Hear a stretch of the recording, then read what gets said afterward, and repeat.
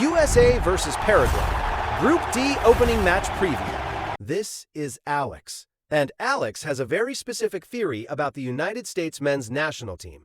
His theory is this: the USMNT is either the most exciting team in the tournament or the most heartbreaking one. There is no in-between. There is no comfortable middle ground. There is only hope, and then whatever happens after hope. And on June 13, 2026, Alex's theory gets its first test, because the United States opens their 2026 World Cup campaign against Paraguay at SoFi Stadium in Los Angeles. A home tournament, a home crowd, a nation watching, and a squad that on paper is the most talented the USMNT has ever assembled.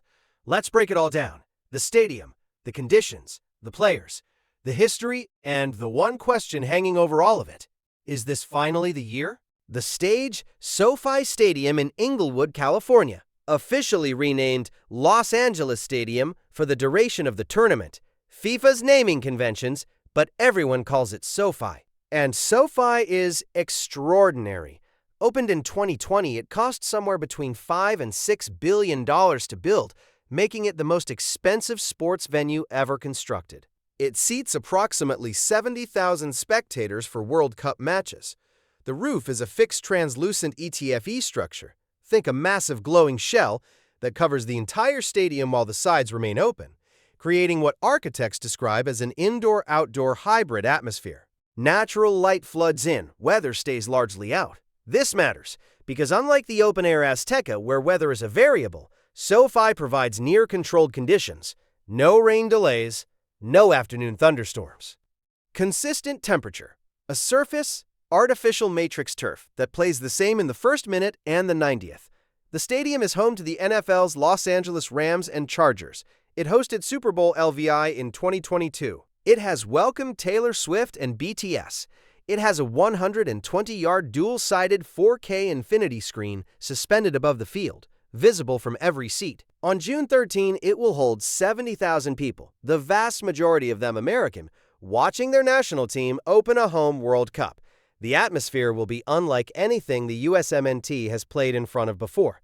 There is no altitude factor here, no extreme heat, no weather curveball, just football on a fast artificial surface with the full weight of a nation's expectation pressing down from the stands. The United States, the home team under pressure. Let's be honest about where the USMNT stands heading into this tournament, because it's complicated.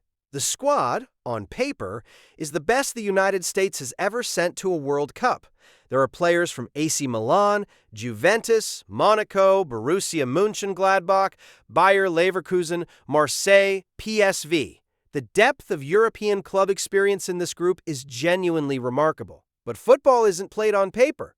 Head coach Mauricio Pochettino, who led Tottenham to a Champions League final and transformed Chelsea's squad, has had his job complicated by a USMNT side that has shown both real quality and real inconsistency in recent months. The player everyone is watching, Christian Pulisic, 27 years old, AC Milan, 84 caps, the USMNT's undisputed headliner for the better part of a decade.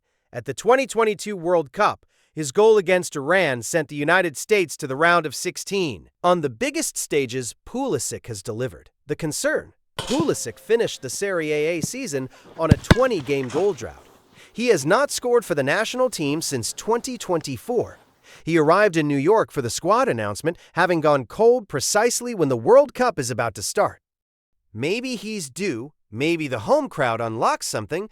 Maybe June 13 is the game where Pulisic remembers what he is.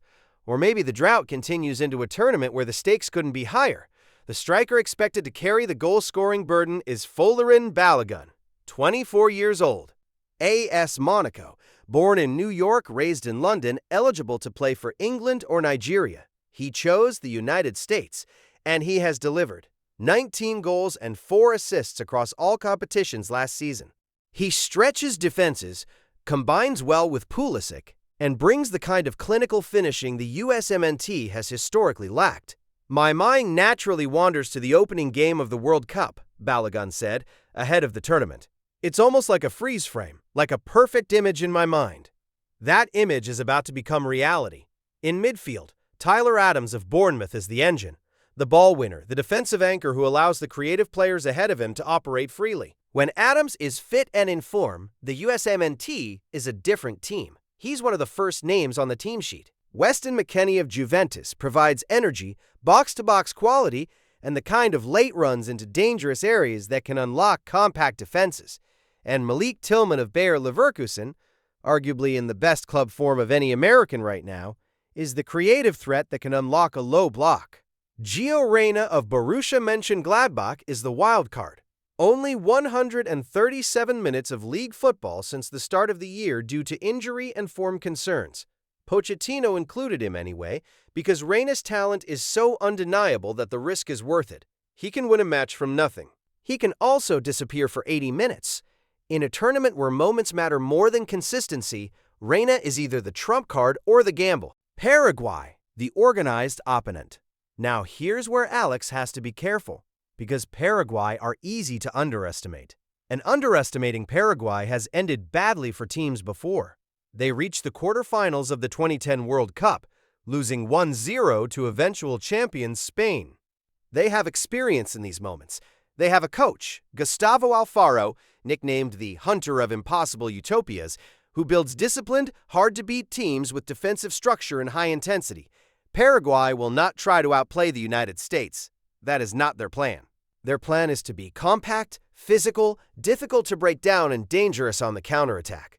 Captain and defensive leader Gustavo Gomez of Palmeiras, 33 years old, 88 caps, the most experienced player in the squad, the man who organizes Paraguay's defensive shape and sets the standard for what the team demands physically. Alongside him, Junior Alonso, who averaged more than one tackle per 90 minutes in Brazil's Serie A and has the temperament to make life uncomfortable for whoever he's marking. The danger man in attack, Miguel Almirón, 32 years old, Atlanta United, in MLS, playing in the United States. He knows this country. He knows SoFi. He spent years at Newcastle United in the Premier League, building the reputation he carries into this World Cup. 6 goals and 4 assists last season in MLS. Not the explosive player he once was, but still technically excellent, still capable of the moment that changes a match. Watch also for Julio Enciso of Strasbourg, young, technically gifted, unpredictable. And Ramon Sosa of Palmeiras, who provides pace and directness on the wing. The concern for Paraguay isn't talent. It's the same concern it always is for South American teams in North America, the surface. SoFi's artificial turf plays faster than the grass pitches Paraguay's players are accustomed to in South America. The bounce is different.